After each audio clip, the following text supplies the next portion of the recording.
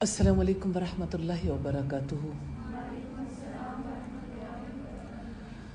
نحمده ونصلی علی رسوله الکریم، اما بعد فاعوذ باللہ من الشیطان الرجیم، بسم اللہ الرحمن الرحیم۔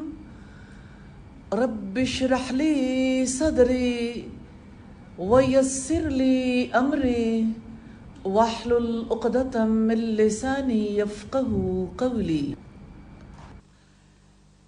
نماز میں خشوع کے حوالے سے ہم دیکھیں گے آج شیطانی وسوسوں کا علاج۔ سیدنا عثمان بن ابی العاص رضی اللہ تعالی عنہ نبی صلی اللہ علیہ وسلم کے پاس آئے اور عرض کیا، اللہ کے رسول، شیطان میری نماز میں حائل ہو گیا، وہ مجھے قرآن بھولا دیتا ہے۔ آپ صلی اللہ علیہ وسلم نے فرمایا، اس شیطان کا نام خنزب ہے، جب تجھے اس شیطان کا اثر معلوم ہو تو اللہ کی پناہ مانگ لو، اس کے شر سے، اور بائیں طرف 3 بار تھوک دو، نماز کے اندر ہی۔ سیدنا عثمان رضی اللہ تعالیٰ عنہ نے کہا، میں نے ایسا ہی کیا، پھر اللہ تعالیٰ نے اس شیطان کو مجھ سے دور کر دیا۔ اس حدیث کے حوالے سے ہمیں پتہ چلتا ہے کہ شیطان انسان کی نماز چرانے کی کوشش کرتا ہے۔ آپ کے گھر میں کوئی ڈاکہ ڈالنے کے لیے آئے یا کوئی چور چوری کرنے کے لیے آئے تو آپ اس کی آمد کو محسوس کرتے ہیں اور اس کو روکنے کی اپنے تئیں کوشش کرتے ہیں، اور اس کے شر سے بچنے کے لیے آپ اپنے گھر کے دروازوں کو بند رکھتے ہیں، اور آپ اپنی قیمتی اشیاء کو لاکر میں رکھتے ہیں۔ اپنے گھر کی حفاظت کے لیے جتنی کسی کے پاس سے استطاعت ہو وہ اس کے لیے کوشش کرتا ہے۔ جیسے اگر کسی کے پاس سے استطاعت ہو تو وہ گھر کے باہر گارڈ رکھ سکتا ہے، اور اسی طرح سے اور بہت سارے طریقے اختیار کیے جا سکتے ہیں۔ جس کے پاس مال ہے وہ مال کی حفاظت کی کوشش کرتا ہے۔ دنیا کا سب سے قیمتی مال ہے اللہ کی یاد، اللہ کا ذکر، خواہ وہ نماز ہو، خواہ وہ قرآن ہو، خواہ وہ عمومی انداز میں ذکر کرنا ہو۔ اس کو چرانے کے لیے جو آئے تو اس کے لیے نبی صلی اللہ علیہ وسلم نے طریقہ کار بتایا کہ 3 بار بائیں طرف تھوک دیں۔ اس کا مطلب یہ نہیں کہ بہت یعنی آپ اپنی جائے نماز پر یا کارپیٹ پر تھوکیں پھینکنا شروع کر دیں۔ اس کا مطلب ہے جیسے تھوک پھینکتے ہیں ایسے ہلکا سا اپنی بائیں طرف رخ کر کے یوں کر کے آپ تھوک دیں گے۔ اللہ تعالیٰ اسی طرح سے آپ کو شیطان مردود کے شر سے بچا لے گا، اپنی پناہ میں لے لے گا۔ شیطان کی ایک اور بھی چال ہوتی ہے۔ کسی اسٹوڈنٹ نے مجھ سے سوال بھی کیا تھا، اور نیچرلی یہ سوال وہی شخص کر سکتا ہے جس کو فکر لاحق ہے، ورنہ لوگ ان چیزوں کو اگنور کر دیتے ہیں۔ سیدنا ابو ہریرہ رضی اللہ تعالی عنہ سے روایت ہے، نبی صلی اللہ علیہ وسلم نے فرمایا، جب تم میں سے کسی کو اپنے پیٹ میں خلش معلوم ہو، پھر اسے شک ہو کہ پیٹ میں سے کچھ نکلا یا نہیں، یعنی ہوا خارج ہوئی یا نہیں، تو مسجد سے نہ نکلے یہاں تک کہ آواز نہ سنے یا بو نہ سونگھ لے۔ یہ مسلم کی 362 نمبر روایت ہے۔ یہ شیطان کی چال انسان کو اس پرابلم میں مبتلا کر دیتا ہے کہ شاید گیس پاس ہو گئی، اور اللہ کے رسول نے اس کے 2 نشانیاں بتائیں، آواز یا اسمیل۔ باقی پھر آپ کا وہم ہے، تو وہم کے پیچھے نہیں لگنا۔ اسی طرح سے نماز میں خشوع کے لیے جو مستقل کوشش جاری رکھنی ہے، یہ نماز کے دوران نہیں، نماز کے علاوہ سلف صالحین کی نماز پر غور و فکر کرنا۔ جب انسان دوسروں کی نماز کے بارے میں سوچتا ہے، غور کرتا ہے، تو اسے اپنے بارے میں بھی موقع ملتا ہے اپنی اصلاح کرنے کا، اور اپنے ساتھ پھر انسان کا خود جھگڑا شروع ہو جاتا ہے نا۔ جیسے رسول اللہ صلی اللہ علیہ وسلم کی نماز ہے، اسی طرح سے صحابہ کرام کی نماز ہے، اسی طرح ان سے بعد میں آنے والے لوگوں کی نماز ہے۔ سیدنا علی بن حسین رضی اللہ تعالی عنہ جب نماز کے لیے اپنے وضو سے فارغ ہوتے تو ان پر کپ کپی طاری ہو جاتی تھی، ان کا رنگ فق ہو جاتا تھا۔ ان سے جب اس بارے میں پوچھا گیا تو فرمانے لگے تم جانتے ہو میں کس ذات کے سامنے کھڑا ہونے کے لیے جانے لگا ہوں اور کس ہستی سے میں مناجات کرنے والا ہوں۔ حلیت الاولیاء کی روایت ہے، والیوم 3 پیج 133 پر۔ نماز میں اسلاف کا دل سے حاضر رہنا اور اس بات کا یقین رکھنا کہ ہم اپنے رب کے سامنے حاضر ہونے کے لیے جا رہے ہیں، انسان کے اوپر ایک ایسی کیفیت طاری کر دیتا ہے جو کیفیت غور و فکر کرنے والے کو نصیب ہوتی ہے اور یقین کرنے والے کو نصیب ہوتی ہے، اور جس کی توجہ اللہ رب العزت کی بجائے کسی اور جانب ہو اسے ایسی کیفیت نصیب نہیں ہوتی۔ اس لیے دعا بھی کرنی چاہیے اور دوا بھی۔ محمد بن منقدر رحمہ اللہ کے بارے میں بیان کیا گیا کہ ایک رات وہ نماز پڑھنے لگے، اچانک رونے لگے۔ ان کا رونا شدت اختیار کر گیا، یہاں تک کہ ان کے گھر والے آئے ان سے پوچھنے لگے آپ کیوں رو رہے ہیں؟ لیکن وہ شدت گھبراہٹ سے خاموش رہے، مسلسل روتے رہے۔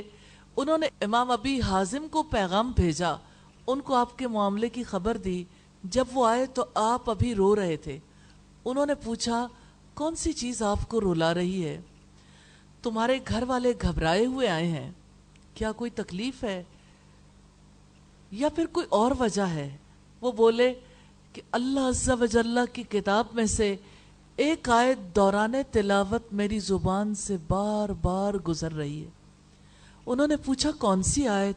فرمانے لگے سورہ زمر کی آیت نمبر 47 ہے، وَبَدَا لَهُم مِّنَ اللَّهِ مَا لَمْ يَكُونُوا يَحْتَسِبُونَ۔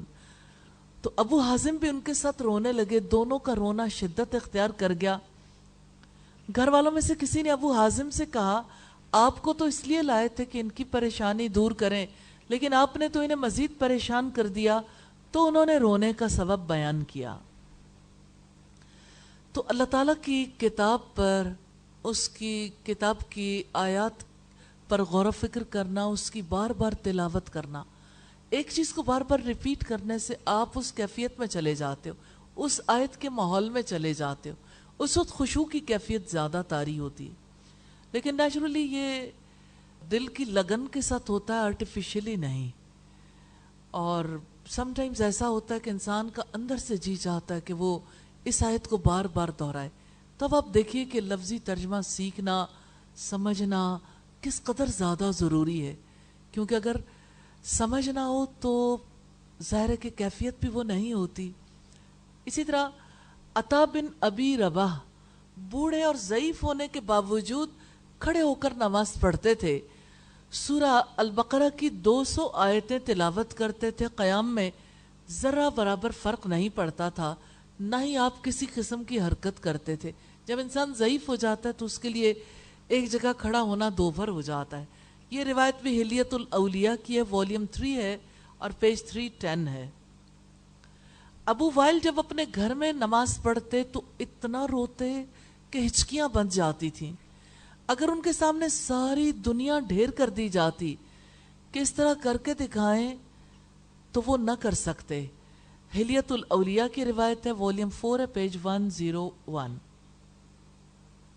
وہ اپنے سجدے میں کہا کرتے تھے رب اغفر لی، رب اعفو عنی، ان تعفو عنی فتولا من فضلک وان تعذبنی غیر ظالم لی ولا مسبوق۔ اے میرے رب مجھے بخش دے اور مجھے معاف فرما دے، اگر تو مجھے معاف فرما دے تو یہ تیرا انتہائی فضل ہے، اور اگر تو مجھے عذاب دے تو مجھ پر ظلم نہیں کرے گا، اور نہ ہی میں تجھ سے آگے نکل سکتا ہوں، یعنی میں تجھ سے بچ نہیں سکتا۔ پھر اتنا روتے کہ آپ کے رونے کی آواز مسجد سے باہر سنی جاتی۔ روایت ہے حلیت الاولیاء کی، والیوم 4 ہے، پیج 103۔ اسی طرح سے میمون بن مہران کہتے ہیں کہ مہاجرین میں سے ایک آدمی نے کسی آدمی کو دیکھا جو بالکل ہلکی پھلکی نماز پڑھ رہا تھا، تو انہوں نے اس کو ڈانٹا. وہ کہنے لگا مجھے اپنی ایک گم شدہ چیز یاد آ گئی تھی. تو اس نے کہا کہ تو نے سب سے بڑی نعمت، عظیم نعمت کو ضائع کر دیا. یہ روایت میں حلیت الاولیاء کی ہے، والیوم 4 ہے اور پیج 84 ہے. اور ذرا سوچیں کہ کوئی رکوع کرے اور اس کے رکوع میں چڑیاں اس کے اوپر آ کے بیٹھ جائیں، جیسے کسی درخت پہ بیٹھتی ہیں یا کسی شاخ پر، اور نماز پڑھنے والے کو پتہ بھی نہ چلے. ابراہیم تیمی ایسے ہی شخص تھے. جب سجدہ کرتے تو ان کی کمر پر مسلسل چڑیاں آ کر بیٹھ جاتی، جیسے آپ ایک پختہ دیوار ہوں. یہ روایت حلیت الاولیاء کی ہے، والیوم 4 ہے، پیج 212 ہے. سعید بن جبیر کو سنا گیا کہ آپ نماز میں 20 سے زائد بار اس آیت کو پڑھتے تھے، وَاتَّقُوا يَوْمًا تُرْجَعُونَ فِيهِ إِلَى اللَّهِ. کہا جاتا ہے کہ یہ قرآن مجید کی سب سے آخری آیت ہے. ڈرو اس دن سے جس میں تم اللہ تعالیٰ کی طرف لوٹائے جاؤ گے. سورہ البقرہ کی آیت نمبر 281 ہے. اور جب اس آیت پر آتے فَسَوْفَ يَعْلَمُونَ إِذِ الْأَغْلَالُ فِي أَعْنَاقِهِمْ وَالسَّلَاسِلُ يُسْحَبُونَ فِي الْحَمِيمِ ثُمَّ فِي النَّارِ يُسْجَرُونَ. ان قریب وہ جان لیں گے جبکہ طوق اور زنجیریں ان کی گردنوں میں پڑی ہوں گی اور وہ کھولتے ہوئے پانی کی طرف کھینچے جائیں گے. یہ سورہ المومن کی آیات ہے 70 سے 72 تک. تو اسلاف کی نمازوں پر آپ جتنا زیادہ غور و فکر کریں گے اتنا ہی زیادہ نفع اٹھائیں گے انشاءاللہ. اور ایسا نہیں ہے کہ آپ اکیلے میں بیٹھ کے پڑھ لیں، خود غور و فکر کر لیں. یہ شیئر کرنے کی چیزیں ہیں. جتنا آپ شیئر کریں گے آپ کے اپنے اندر بھی یہ بات تازہ رہے گی. اسی طرح سے اگلی اہم بات ہے خشوع کے لیے نماز میں خشوع کی فضیلت کو معلوم کرنا. یہ بہت اہم بات ہے. جب تک آپ کو خشوع کی فضیلت کے بارے میں یقین نہیں ہو جاتا، آپ خشوع کے لیے کوشش کرنے میں کامیاب نہیں ہو سکتے. کیونکہ انسان کو خوشخبریاں چلاتی ہیں اور خوشخبریوں پر یقین چلاتا ہے. عمر بن سعید بن عاص سے روایت ہے، میں سیدنا عثمان رضی اللہ تعالیٰ عنہ کے پاس بیٹھا تھا. انہوں نے وضو کا پانی منگوایا، پھر کہا میں نے سنا رسول اللہ صلی اللہ علیہ وسلم سے آپ فرماتے تھے جو کوئی مسلمان فرض نماز کا وقت پائے پھر اچھی طرح وضو کرے اور دل لگا کر نماز پڑھے اور اچھی طرح رکوع اور سجدہ کرے تو یہ نماز اس کے لیے اگلے گناہوں کا کفارہ ہو جائے گی. یعنی یہ نماز اس کے گناہوں کی معافی کا، مغفرت کا سبب بن جائے گی جب تک کہ کبیرہ گناہ نہ کرے، اور ہمیشہ ایسا ہی ہوا کرے گا. یعنی ہر نماز پچھلے گناہوں کا کفارہ بن جائے گی. یہ مسلم کی 228 نمبر روایت ہے. عمار بن یاسر کہتے ہیں میں نے رسول اللہ کو فرماتے سنا، بڑی اہم بات ہے، آدمی نماز پڑھ کر لوٹتا ہے تو اسے اپنی نماز کے ثواب کا صرف 10واں، 9واں، 8واں، 7واں، 6واں، 5واں، 4تھا، 3را اور آدھا ملتا ہی رہے گا. یعنی اس کو اس نماز کا اتنا اجر ملے گا جتنی نماز اس نے سوچ سمجھ کر پڑھی ہوگی خشوع کے ساتھ. سیدنا عبداللہ ابن عباس بیان کرتے ہیں تجھ کو نماز سے اتنا ہی اجر ملے گا جتنی تم نے سوچ کر پڑھی ہے. اب آپ اپنی نماز کے بارے میں ضرور فکر کر لیں.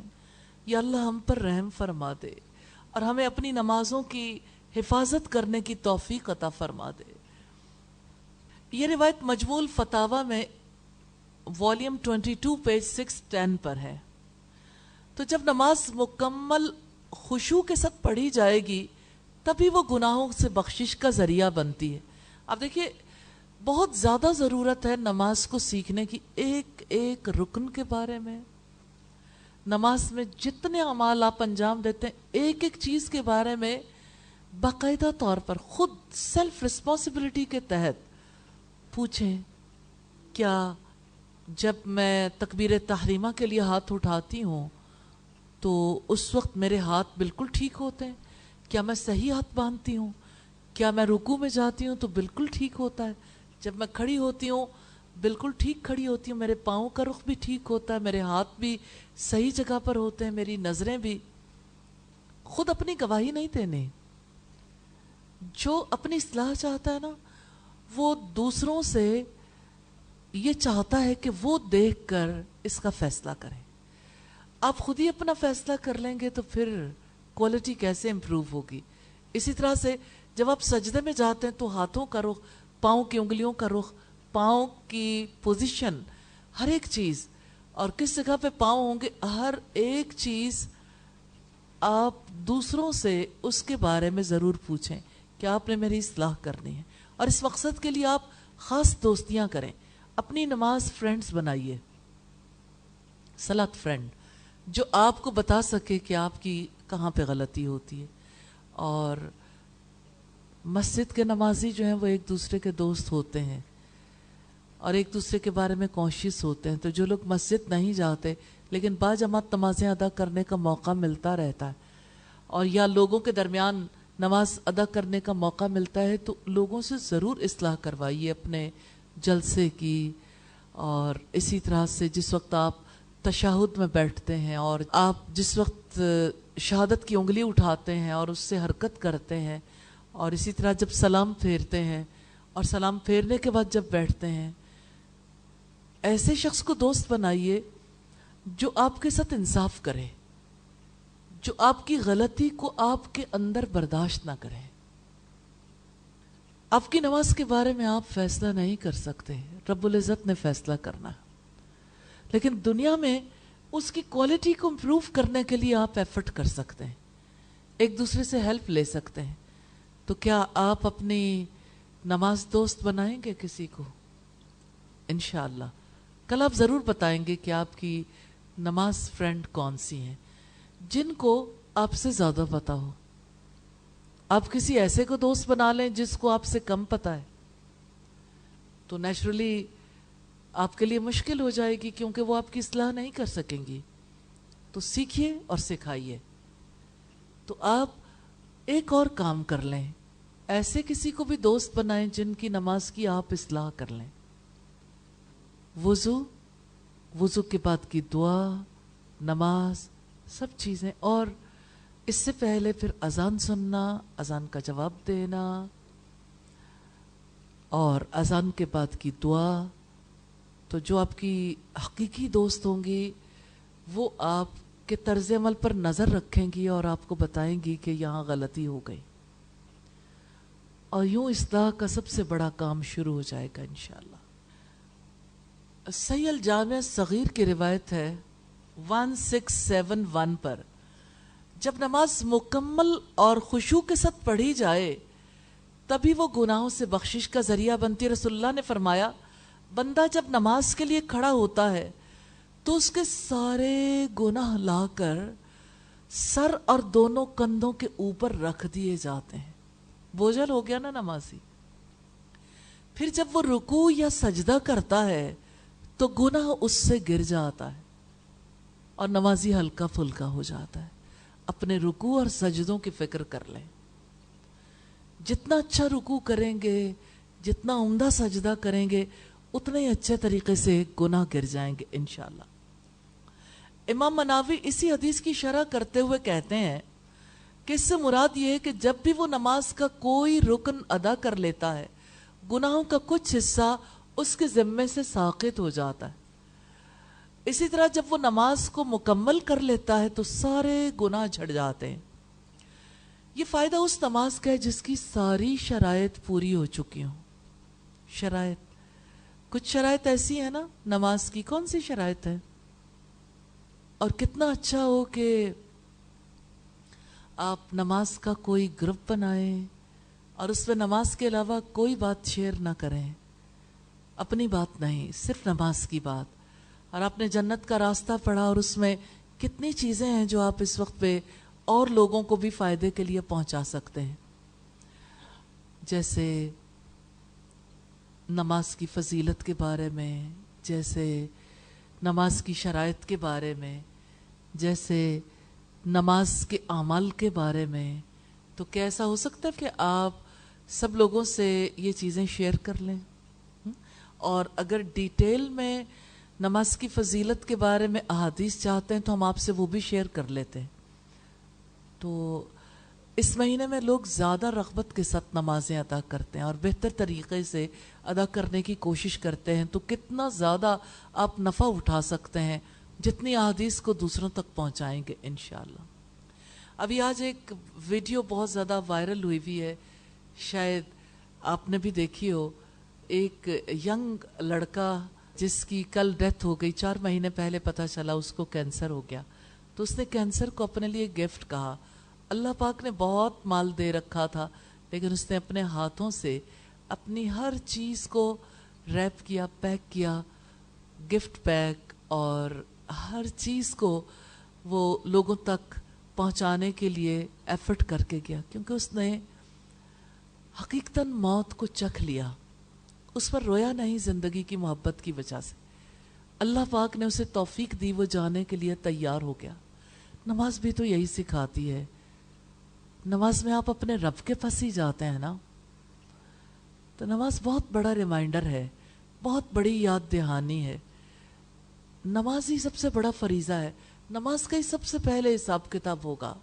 نماز کو سکھائیے، سیکھیے، سکھائیے، گھر میں بھی جس مقام پر ہوں، اور لوگوں کو بھی اسی طرح سے اللہ کا قرب سکھائیے۔ جتنا قرب آپ کو ملے گا انشاءاللہ آپ اس قرب کی لذت کو دوسروں کے سامنے بھی رکھیں گے انشاءاللہ۔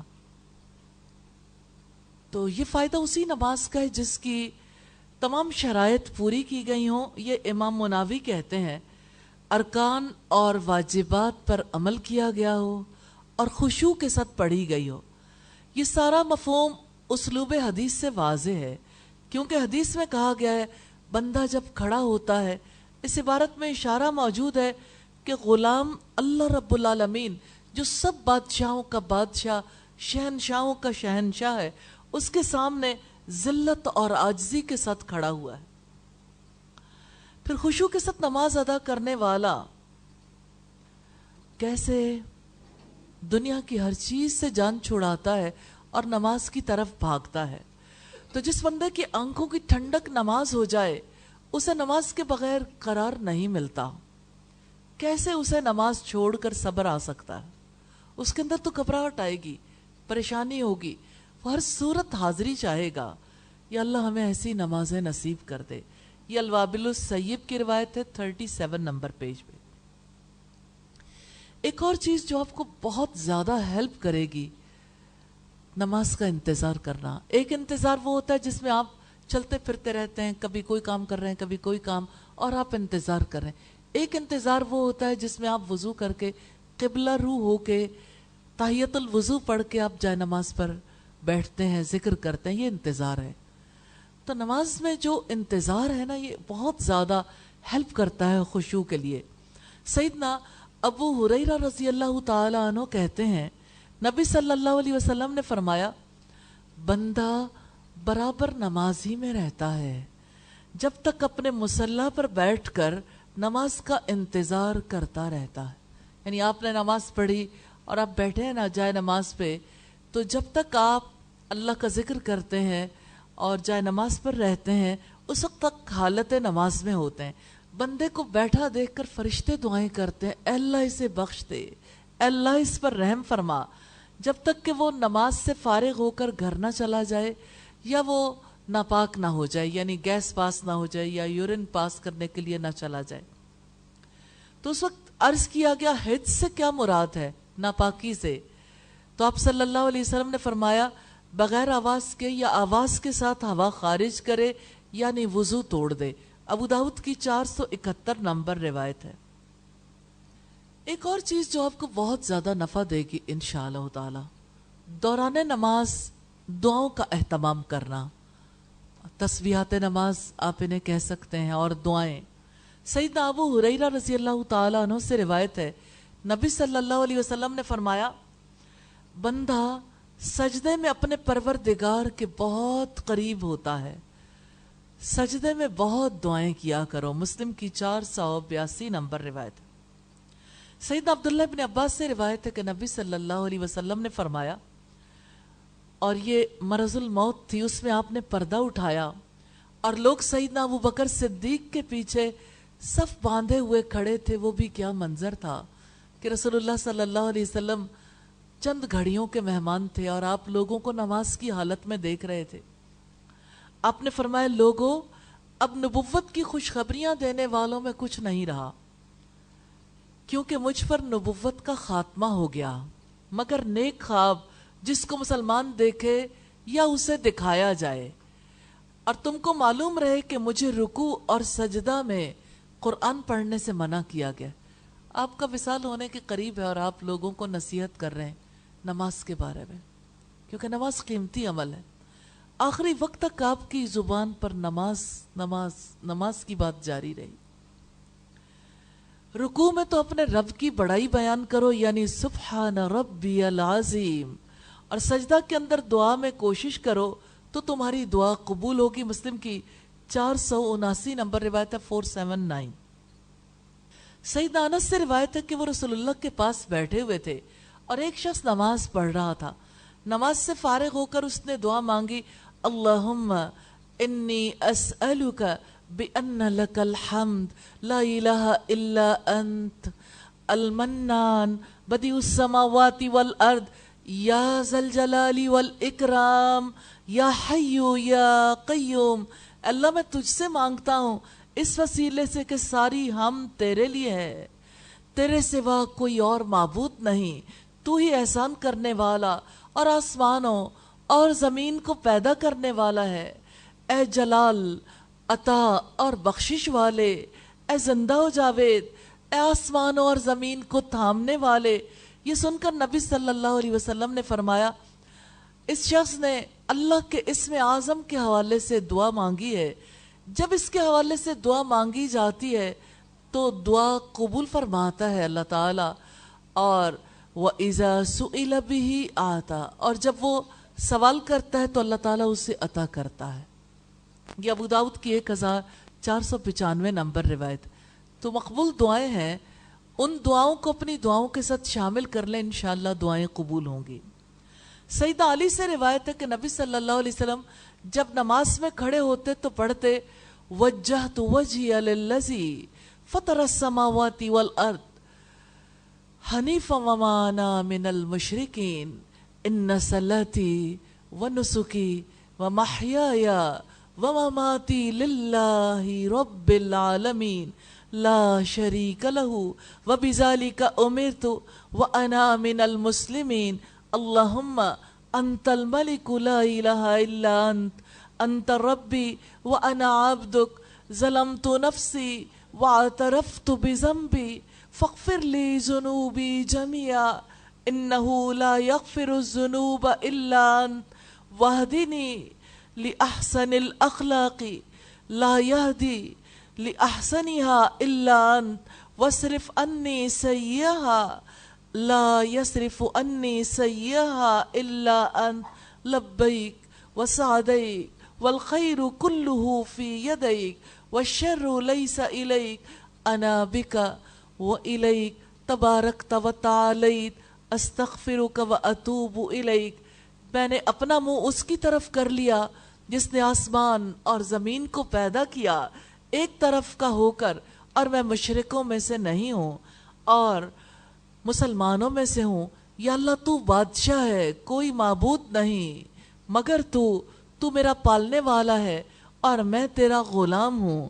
میں نے اپنی جان پر ظلم کیا اور اپنے گناہوں کا اقرار کیا, سو میرے سب گناہوں کو بخش دے, اس لیے کہ گناہوں کو کوئی نہیں بخشتا مگر تو, اور سکھا دے مجھ کو اچھی عادتیں کہ نہیں سکھاتا ان کو مگر تو, اور دور رکھ مجھ سے بری عادتیں, نہیں دور رکھ سکتا ان کو مگر تو.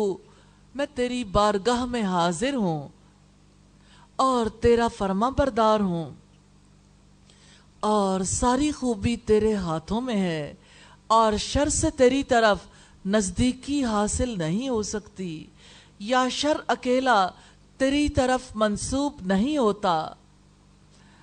مثال کے طور پر یہ نہیں کہا جا سکتا کہ اللہ تعالیٰ سور اور بندروں کا پیدا کرنے والا ہے، یا ہم یہ نہیں کہتے یا رب الشر کہ اے شر کے رب، یا شر تیری طرف نہیں چڑھتا جیسے کلمہ طیب اور عمل صالح چڑھتے ہیں، یا کوئی مخلوق تیرے واسطے شر نہیں اگرچہ ہمارے لیے شر ہو، کیونکہ ہم بشر ہیں، اس لیے کہ ہر چیز کو تو نے حکمت کے ساتھ بنایا۔ میری توفیق تیری طرف سے ہے اور میری التجا تیری طرف ہے، تو بڑی برکت والا ہے اور بلند ذات والا ہے، میں تجھ سے مغفرت مانگتا ہوں اور تیری طرف جھکتا ہوں۔ اور جب رکوع کرتے تو پڑھتے اللہم لک رکعت وبک آمنت ولک اسلمت خشع لک سمعی وبصری ومخی وعظمی وعصبی۔ وہی دعا جو رسول اللہ صلی اللہ علیہ وسلم نے سکھائی، تسبیحات نماز میں بھی یہ موجود ہے۔ یا اللہ میں تیرے لیے جھکتا ہوں اور تجھ پر یقین رکھتا ہوں اور تیرا فرما بردار ہوں، جھک گئے تیرے لیے میرے کان، میری آنکھیں، میرا مغز، میری ہڈیاں، میرے پٹھے۔ اور جب سر اٹھاتے تو پڑھتے اللہم ربنا لک الحمد ملء السماوات وملء الارض وملء ما بینہما وملء ما شئت من شیء بعد، یعنی یا اللہ اے ہمارے پروردگار، ہم تیرے ہی لیے ہے، آسمانوں بھر اور زمین بھر اور ان کے درمیان بھر، اور اس کے بعد جتنا تو چاہے اس بھر۔ اور جب سجدہ کرتے تو کہتے اللہم لک سجدت وبک آمنت ولک اسلمت سجد وجہی للذی خلقہ وصورہ وشق سمعہ وبصرہ تبارک اللہ احسن الخالقین۔ یعنی اے اللہ میں نے تیرے لیے ہی سجدہ کیا اور تجھ پر یقین لایا اور میں تیرا فرما بردار ہوں، میرے منہ نے اس کے لیے سجدہ کیا جس نے اسے بنایا ہے اور تصویر کھینچی ہے، اور اس کے کان اور آنکھوں کو چیرا، بڑی برکت والا ہے، سب بنانے والوں سے اچھا۔ پھر آخر میں تشہد اور سلام کے بیچ میں کہتے اللہم اغفر لی ما قدمت وما اخرت وما اسررت وما اعلنت وما اسرفت وما انت اعلم به منی انت المقدم وانت المؤخر لا الہ الا انت۔ یا اللہ بخش مجھ کو جو میں نے آگے کیا اور جو میں نے پیچھے کیا اور جو چھپایا اور جو ظاہر کیا اور جو حد سے زیادہ کیا، تو جانتا ہے مجھ سے بڑھ کر، تو سب سے پہلے تھا اور سب کے بعد رہے گا، تیرے سوا کوئی معبود نہیں۔ یہی تسبیحات ہیں، جب انسان ان کو سمجھتا ہے تو اس کی کیفیت بھی بدل جاتی ہے۔ الحمدللہ جب اپنا آپ اللہ کے آگے رکھتے ہو، جب اس سے بخشش کی دعائیں کرتے ہو، جب اپنے اور اپنے رب کے تعلق کا اظہار کرتے ہو، جب اپنی بے بسی اور اپنے رب کی بڑائی کا اظہار کرتے ہو، تو یہی تو وہ موقع ہوتا ہے جب انسان کا تعلق اپنے رب سے جڑ جاتا ہے اور انسان کے دل کی کیفیت بھی بدلتی ہے، اس کا بدن بھی جھک جاتا ہے کیونکہ اس کی نگاہیں بھی جھکی ہوئی، اور وہ ایک غلام کی طرح اللہ تعالیٰ کے حضور حاضر رہتا ہے۔ یہ حدیث نمبر 1812 تھی، مسلم کی 771 نمبر روایت ہے۔ آرج نے اسی سند سے کہا کہ رسول اللہ جب نماز شروع کرتے اللہ اکبر کہتے، وجہت وجہی للذی، یہ پڑھتے انا اول المسلمین تک، اور جب اپنا سر رکوع سے اٹھاتے تو سمی اللہ لمن حمیدہ ربنا ولک الحمد، یہ کہتے اللہ تعالیٰ نے سن لیا جس نے اس کی تعریف کی، اے ہمارے رب سب تعریف تیرے ہی لیے ہے۔ اور کہا اگلی وہی روایت صورہ فاحسن صورہ فاحسن صورہ، اور جب سلام کہتے تو یہ کہتے اللہم اغفر لی ما قدمت، آخر حدیث تک، اور تشہد اور سلام کے درمیان اس کا ذکر نہیں کیا۔ مسلم کی 771 نمبر روایت ہے۔ مسلم کی 770 نمبر روایت ہے، اور میں اس کو اس حوالے سے آپ کے سامنے رکھنا چاہتی ہوں کہ یہ انسان کی فیلنگز ہے، کیفیات میں انسان اچانک نہیں کود پڑتا۔ कैफियत में आहिस्ता आहिस्ता आता है। जैसे आपकी आंख खुली, आप बिस्तर से उठे, आपने दुआ की, आपने उठ के वजू किया, आप वॉशरूम गए हैं, वजू किया है, आप एक कैफियत में आ गए ना। मैं आपके सामने वो कैफियत रखना चाहती हूँ जो अल्लाह के रसूल सल्लल्लाहु अलैहि वसल्लम की थी। सईदा आयशा से पूछा अबू सलमा ने कि नबी सल्लल्लाहु अलैहि वसल्लम जब रात को उठते तो अपनी नमाज के शुरू में क्या पढ़ते? उन्होंने फरमाया कि ये पढ़ते, अल्लाहुम्मा रब्ब जिब्राईल व मीकाईल व इसराफील। मैं रोक के इस जगह पर जरूर कहना चाहती हूँ कि एक इंसान जब खड़ा हो और अल्लाह के आगे हाथ बांध के कहे, अल्लाह जिब्रील अलैहिस्सलाम के रब, मीकाईल के, इसराफील के रब, और उनको उनके कामों के हवाले से याद करे, तो अपनी हस्ती कैसी नजर आती है। फातिरस समावाति वल अर्दी आलिमल गैबी वश्शहादा अंत तहकुमु बैना इबादिका फीमा कानू फीही यख्तलिफून इहदिनी लिमख्तलिफ फीही मिनल हक्की बिइज़निका इन्नका तहदी मन तशाउ इला सिरातिम मुस्तकीम। या अल्लाह, पालने वाले जिब्राईल और मीकाईल और इसराफील के, यानी जिब्राईल और मीकाईल दोनों रहमत के फरिश्ते हैं, इसराफील उनके और अल्लाह के बीच में रसूल हैं। आसमान और जमीन के पैदा करने वाले, जाहिर और पोशीदा को जानने वाले, तू अपने बंदों में फैसला करेगा जिसमें वो इख्तिलाफ करते हैं, सीधी राह बता जिसमें लोग इख्तिलाफ करते हैं, अपने हुक्म से बेशक तू ही जिसे चाहता है सीधी राह बताता है। मुस्लिम की 770 नंबर रिवायत।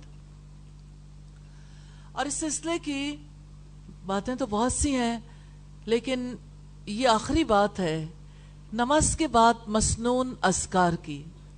नमाज से इंसान को जो बरकतें हासिल होती हैं, दिल में खुशू की जो कैफियत पैदा होती है, बदन पर जो असरात मुरतब होते हैं, इंसान की अक्ल जो असर कबूल करती है, नमाज के बाद के अज़कार और दुआएं उन्हें साबित और बरकरार रखने में मुअद्दो मुआविन साबित होते हैं। इसलिए हर नमाजी को चाहिए इस अजीम इबादत यानी फ़र्ज नमाज के बाद अज़कार से शगफ रखे। याद रखिएगा, एक वो अज़कार है जो बंदा अपनी मर्जी से करता है, और एक वो अज़कार है जो अल्लाह के रसूल सल्लल्लाहु अलैहि वसल्लम ने किए। मुसलमानों ने अल्हम्दुलिल्लाह गुज़िश्ता 1439 साल में नबी सल्लल्लाहु अलैहि वसल्लम की सुन्नत को फॉलो किया है, और वही अज़कार अल्लाह के फज़्ल व करम से जारी रखे हैं। आप सल्लल्लाहु अलैहि वसल्लम जब नमाज से सलाम फेरते तो कहते अल्लाहु अकबर, और 3 बार कहते अस्तग़फिरुल्लाह अस्तग़फिरुल्लाह अस्तग़फिरुल्लाह। फिर आप कहते अल्लाहुम्मा अंतस्सलाम व मिनकस्सलाम तबारकता या ज़ल जलाली वल इकराम। इसी तरह से अगले अज़कार का सिलसिला जारी रहता। हकीकत यह है कि ये अज़कार बहुत ज़्यादा नफ़ामंद हैं, क्योंकि नमाज की कैफियत को बरकरार रखते हैं। इसलिए अपनी नमाजों में इनको ज़रूर शामिल कर लीजिए। अल्लाह ताला हमें तौफीक अता फरमाए। अल्लाह ताला ने तौफीक दी तो इंशाअल्लाह कल हम देखेंगे दिल गाफिल कैसे हो जाते हैं, और वसवसे जब दिल को शिकार कर लेते हैं और दिल मशगूल हो जाता है, तो हम ये देखेंगे कि वसवसों के असबाब क्या हैं, बैरूनी भी अंदरूनी भी, और ये भी कि उन वसवसों को कैसे दूर करना है इंशाअल्लाह। अब हम नमाज में खुशू के हवाले से दूसरे एंड पर आ गए हैं, यानी प्रॉब्लम डायग्नोस करने की तरफ, कि नमाज का असल प्रॉब्लम क्या है। जब आप प्रॉब्लम को डायग्नोस करेंगे, उसका इलाज देखेंगे, इलाज करने के काबिल होंगे, तो इंशाअल्लाह अल्लाह ताला की रहमत से ये सब काम कर लेंगे।